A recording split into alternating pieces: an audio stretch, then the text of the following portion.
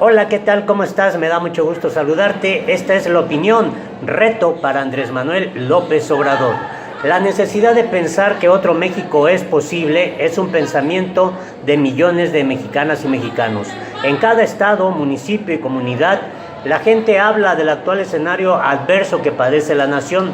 De hecho, existen comentarios que van desde la pésima forma en cómo gobernó Peña Nieto hasta el tema de la violencia, la inseguridad pública y la terrible crisis económica que se enfrenta todos los días. Hoy quiero referirme a algunos datos relevantes de México en el contexto internacional que vale la pena considerar para darse una idea real del por qué se enfrentan escenarios desoladores en el contexto de las familias y hacia donde se voltea a mirar en la sociedad.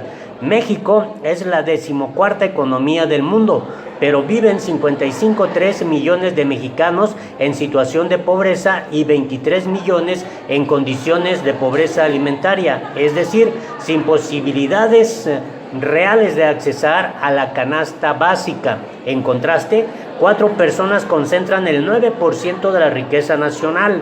El Global Wealth Report indica que el 10% más rico de México concentra casi el 70% de la riqueza de todo el país. Comparativamente, el salario mínimo en México no solo es el más bajo de la Organización para la Cooperación y Desarrollo Económico, OCDE, sino también junto con Haití, es el más bajo de toda América Latina. De acuerdo al Índice Global de Impunidad, México ocupa el segundo lugar en corrupción e impunidad en el mundo, tan solo debajo de Filipinas, y según el Centro de Estudios Económicos del Sector Privado, a México le cuesta la corrupción más de 1.5 billones de pesos anuales, equivalente al 10% del Producto Interno Bruto. El índice de paz global coloca a México en situaciones de inseguridad similares a las que se viven en Irán, Siria, Turquía, Libia, Colombia, Mozambique y Egipto. Y de acuerdo con el indicador de educación y competencias de la OCDE, México ocupa el último lugar en materia educativa. La Constitución de 1917 reconoció los derechos sociales a la educación, salud, vivienda, empleo, seguridad, etc. Pero después de casi 100 años, la mayoría del pueblo de México no tiene acceso pleno a ellos. Ante el rotundo fracaso del gobierno de Enrique Peña Nieto en la conducción de la nación, es urgente impulsar y ejecutar políticas públicas eficaces que saquen al país de la crisis de desigualdad, pobreza, inseguridad y corrupción en que se encuentra. El presidente electo de México, Andrés Manuel López Obrador, se propone ese gran reto a partir del próximo 1 de diciembre, cuando entre en funciones su gobierno federal. La sociedad mexicana demanda cambiar el ejercicio de gobierno y la práctica política, es decir, la forma en cómo se ejerce el poder.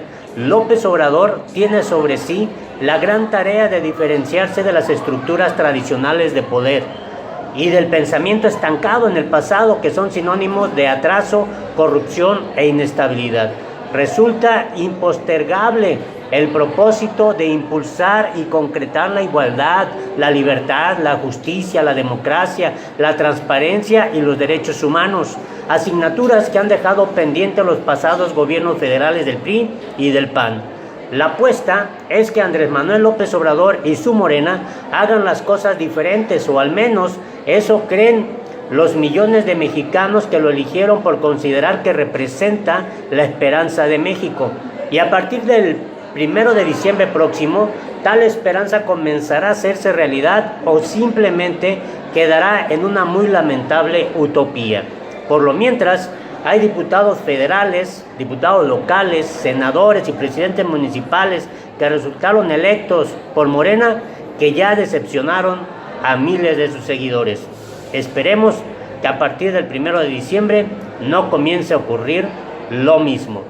Los errores fueron míos, los aciertos son de Dios. Sonría, sonría y sea feliz. Acuérdate, el que quiere ser grande, primero sirve a los demás. Hasta la próxima.